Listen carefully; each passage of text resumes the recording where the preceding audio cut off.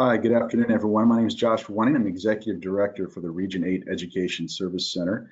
This is our video that we're putting together to help educators across Region 8 and frankly anywhere else who's out there right now in the midst of this coronavirus situation. A lot of educators working from home and remotely and having to adapt to a new normal, if you will. And so we're excited today to be able to welcome Holly Wenning, who's going to be leading us through a brief webinar entitled Extended E-Learning Instructional Design. Holly is an instructional coach for Southwest Allen County Schools, focusing primarily on grades 6 through 12. And as you probably can note, she's also my wife.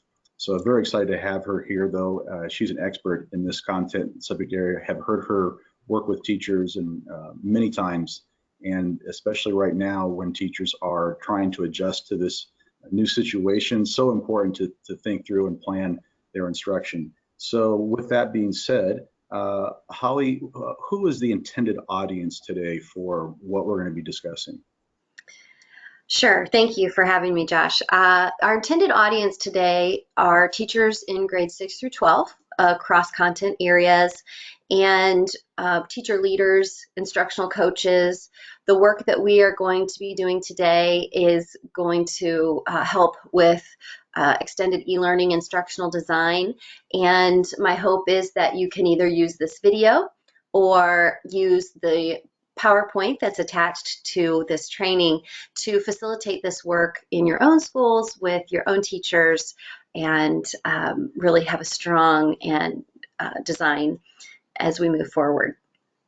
Awesome. Well, it's so important, again, as teachers are trying to plan for the remainder of their school year, and really obviously something they are always constantly doing anyway. We realize teachers are constantly kind of going through this planning process, but now here we are, not used to always doing this in April, right? And so can you just kind of lead us through a little bit what you would be doing with a teacher or a group of teachers as you would be assisting them and coaching them through this process, and just kind of use, I'll kind of be I'll pretend to be a teacher in this situation. Obviously, that's not going to be content specific, but just kind of guide us through this. And then for those who are viewing, they can kind of glean this information for themselves. And at the end, we'll have some contact information for you as well. So if people have specific questions, they're certainly welcome to reach out to you. Does that sound okay for you, Holly? That sounds great. Great. Well, I'm going to go ahead and let you take over from here. Again, the viewers can see your presentation on the screen right now. So tell us more about extended e-learning instructional design practices. Sure, absolutely. So there's a simple process, and we're going to work through that together right now. And we'll start with our presentation here. Here we go. So again, I'm Holly, and just so you know my heart, I am here to help teachers make small shifts in their instruction that have a really great big impact for them and for their students. And so the first step that we want to take is to really gain clarity on our goals. And we want to think about how backwards design can help. And I think it's important to know in this section, I want to really lay the groundwork for why we're doing this work.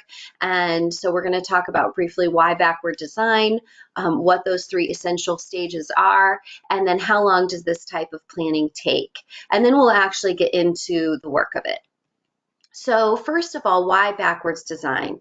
Well, with backward design, we are tackling 2 recurring problems in design, and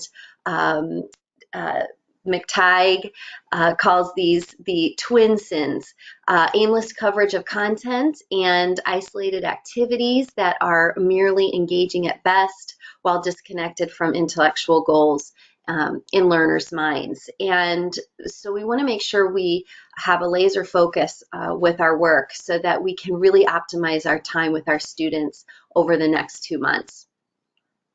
And backward design is goal directed, and we aim for specific results and design backwards from them accordingly. The desired results from stage 1 dictate the nature of the assessment evidence needed in stage 2, and then suggest the type of instruction and learning experiences planned in stage 3. So we are actually going to be going through those 3 stages today. This is a super simple design process, and stage 1 is going to be to identify desired results. Then we'll move into stage 2, which is to determine acceptable evidence. And then finally, in stage 3, we will plan the learning experiences.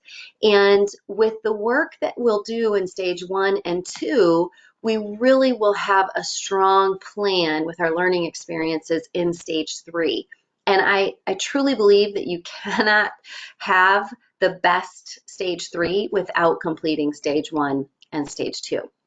So when you're getting ready to do this with your teacher team, you are going to do a couple of things up front. I suggest that you set your clock. I've done this with groups of teachers, the teachers that you see in the picture here, and it took us 60 minutes, and that's the time I had set out from the get-go. And you want to also give yourselves permission to stay on topic. As educators, we love to talk about our content area. We may dip into talking about the struggles of e-learning. There are a lot of different areas that are rabbit trails that we can kind of go off on. And so really hold yourselves to staying on topic. Give yourselves permission to, and we joke when we say this, but we use these terms to put a pin in it, or also to park it in the parking lot. It's funny when we say it, but it also helps us to really acknowledge the idea or the issue, and then set it aside to come back to at a later time. And it keeps from, if you set this intention up front, it keeps people from having hurt feelings later on. So the first stage is to identify those desired results. And the most important part of this, or I think the most foundational part, the first thing we need to do is to really gain clarity on this new instructional time frame.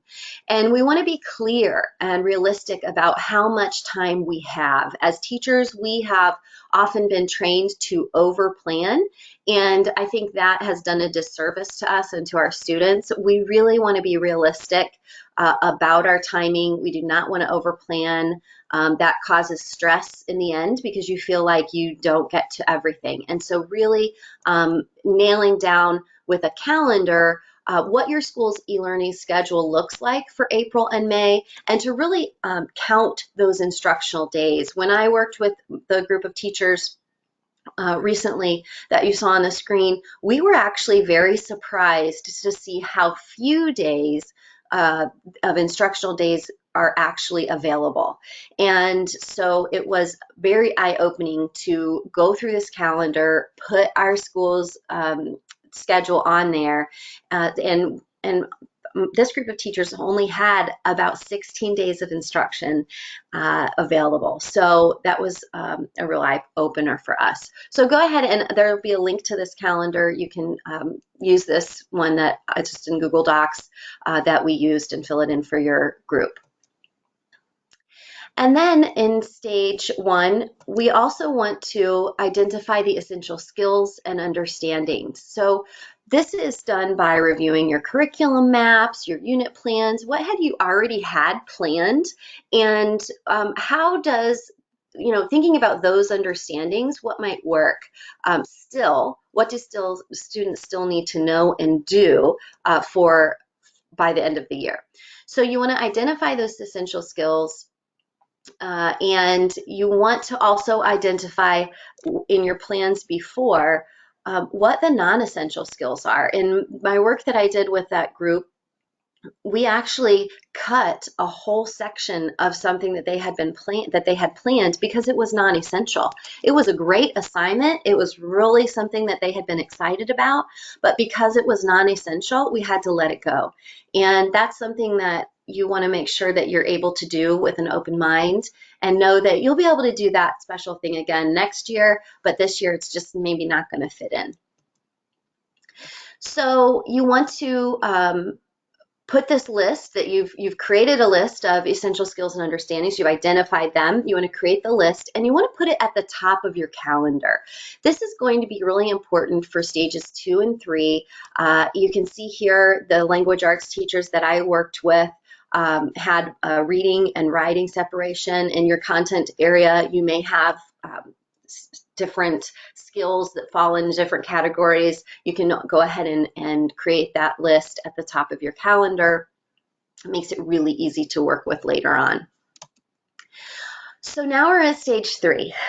We've talked about what we want students to know and do by the end of the school year, and now we have to determine what evidence is acceptable. How are we going to know that they have learned? How are we going to know what they know? And also, I think it's important for them to know what they know. So we want to have that acceptable evidence. So to find that, you want to review previously used assessments and rubrics. Think about what still works and ask yourself, do these assessments and rubrics work in this e-learning setting? And if not, how can I shift them to work well in this digital format?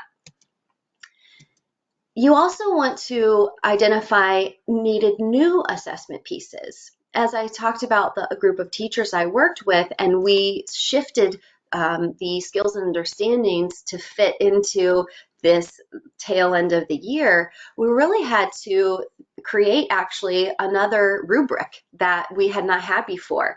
And we also needed to add to the assessment and take some things away from the original assessment that they had planned. So what will those assessment pieces generally look like? Think about that and discuss it with your group. And also think about how students will submit their work. That's about all I want you to do at this time. We want to create these assessments later. At the end of your meeting today, you can even divide and conquer, think about who has strengths in different areas and have people divvy up the work. And then plan to come back together and collaborate to create a really great polished, finished product for your students. And that takes us straight into stage 3. Once we have identified the skills and understandings, identified the acceptable evidence, we're ready for stage 3, which is to plan our learning experiences and instruction. And this is sometimes what teachers try to do first, but now that you've done this work, you can be really confident that whatever you plan is going to be streamlined and be directly targeted towards your goals for this end of the year. So stage 3 really then allows us to scaffold our instruction. We want to go back to the top of the calendar that we created. Think about those skills and understanding and what makes sense to teach first, second, third. Think about your learning targets, your teaching points. What makes sense? What builds on each other? Think about how one lesson builds on a former lesson and then how that next lesson prepares you for the instruction down the road. So really talk this out with your team. You know, what makes sense and what's going to make sense for your students. Think about your lessons as essential parts in a trajectory of learning. All right, so then we're ready to fill in our calendar. We want to populate that calendar. We've decided, you know, what makes sense, and we're going to fill that in. You're going to put the lesson titles in your calendar along with assessment dates. So I would go ahead and before we ask any questions, go ahead and put in your calendar the assessment date for the end of the time and then any review days, because that's going to take away from your teaching opportunities. So you're going to, once you have that all populated, you're going to ask, does the plan make sense? Don't skip this part. Does the plan make sense? And are we being realistic with our time? Again, think about our tendency to overplan and coach yourself through that. We really want to make sure we're being realistic with our time. All right, so before you leave, and you've got your great calendar, you're ready to think about creating those assessments, we also want to think about digital lesson design. I don't want to leave you without sharing some of the research-based design strategies for e-learning experiences. And we want to try to have our students do the work. We want to facilitate learning rather than just deliver the information and assign tasks to complete. How do we actually teach them as if we were with them in the classroom? And how do we create opportunities for them to do the work and for them to do the learning? So there is a plan that works great. You would start with a digital video mini lesson. This is where you connect with your students on a personal level. If you've not jumped into creating videos for your students, I would recommend it. They love to see your faces. You can welcome them. They can hear your heart. You can give them reminders. And then what you want to do is teach the information. And you want to make sure that you name that learning target. Talk about why it's important, how it builds on previous lessons, and how it's going to prepare them for the next lesson. Don't skip this part. It's really important to open up their neural pathways and get them engaged in what we're going to be doing. And then you want to provide that instruction. What is your teaching point? Go ahead and teach that to them. Think about also keeping this part down to 10 to 15 minutes. That's about all they can sit through, especially when they're home by themselves. So then you want to provide a quick model of what it is that you want students to do, and you're going to explain that criteria for success. This is a really key part in e-learning, and then also in your instruction. It is one of the things that changes teachers' instruction the most, I have found, is adding in the criteria for success. What is going to be excellence in this assignment? Show them that up front. This is going to greatly improve the quality of work you receive and cut down on the feedback that you have to get. It allows students to monitor themselves as they're working. So some things you could say are, watch me model the type of thinking I'm expecting, or let's do one together first, or remember, to be successful on this assignment, you will need to, and then you give that criteria. It is a game changer for students. Once you have done that video, that instruction, you want to prompt students to do work independently. And you also want to tell them how they're going to submit their assignment, how they're going to share their work with you. And this is some place where you're going to be able to give them feedback for what they've done. So, for example, we use Canvas in my district. So you could say something like, you will submit your assignment via Canvas and then share your thinking with the class in a Canvas discussion. So let them know up front what their submission is going to look like. I'd also, if you have a Canvas assignment or another way to collect that, I would also put that criteria for success in that assignment description. So it's right there for them. And you could also put the example or model there as well. Okay, and that's not the end. We want students to be able to interact with each other. We want to have some share time. So you want them to keep thinking past the assignment. You want to create a quick opportunity for them to share their thinking with the class. And that could be in a Canvas discussion, a running Google Doc, a Google form, a video form like Flipgrid works well also. So you can give them questions to answer that are they're going to have them lift something from their learning from that day. Or it could be to lift something from their assignment. And so some examples are, what were your biggest takeaways from today's lesson or assignment? Or what do you know now that you didn't know before?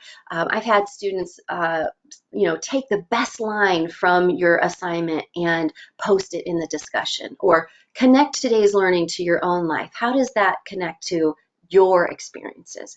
You can have students think about the three big things they learned today and put them in order from least to most important. Or you could give them a selection, a menu to choose from. But we want to have some kind of interaction with the class where they get to share their thinking and see the thinking of their classmates.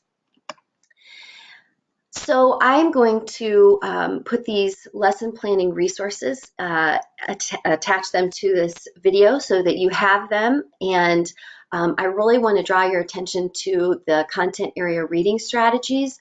This is going to be a folder where you are going to find lots of different support for your students. And then and we also have learning target information there as well. So lots of information that if you want to dig into, you can, but you don't have to. You don't have to look at any of this. You can still go ahead and create quality lessons.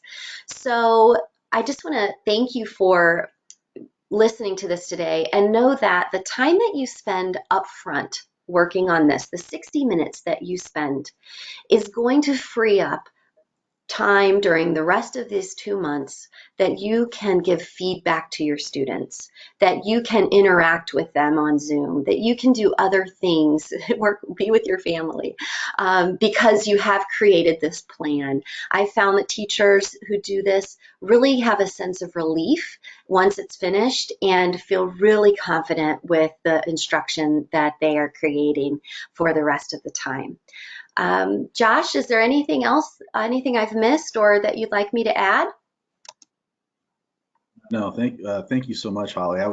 In fact, I'm so glad you hit on that closing piece about empowering teachers to kind of address the increasing levels of stress and anxiety that so many are feeling here. And it's already tough being a teacher, especially in April and May as we come to the end of the school year. Now we're in this situation where it's new for everyone. And just the idea of being intentional about their planning and really kind of and working backwards from what they have left for the remainder of the year to really plan each one of those days out, I would hope can reduce some of that anxiety or stress and pressure that they might be feeling out there. And this is a really powerful tool, I think, to help them be their best in these challenging times, and obviously thus impacting, having a higher impact on student learning and student performance. So that as teachers are adjusting to these new instructional strategies, they're remaining very intentional about how they address their standards and their expectations that students have for learning through the rest of the school year. So this was extremely helpful, and you did a wonderful job. Thanks for joining us today and for sharing your time and expertise. Any parting comments that you have before we sign off? Sure. If you would I want to invite teachers to contact me if they have any questions, or even if they, if there's a time where you'd want me to hop on with a Zoom and talk to you about facilitating this work, or if you need to go deeper with this, I'd be happy to talk to you, ask you some questions to get you thinking. That's what I love to do. So my contact information is here. Feel free to use it, and look forward to meeting you. Awesome. Thank you so much, Holly, and continued best wishes to all of our educators out there and the continued great work that you are doing and have been doing and will continue to do. And hopefully this model, this approach to your instructional design will be helpful in planning the remainder of your school year and forward. Thank you so much and have a great rest of your day. Thanks, Josh.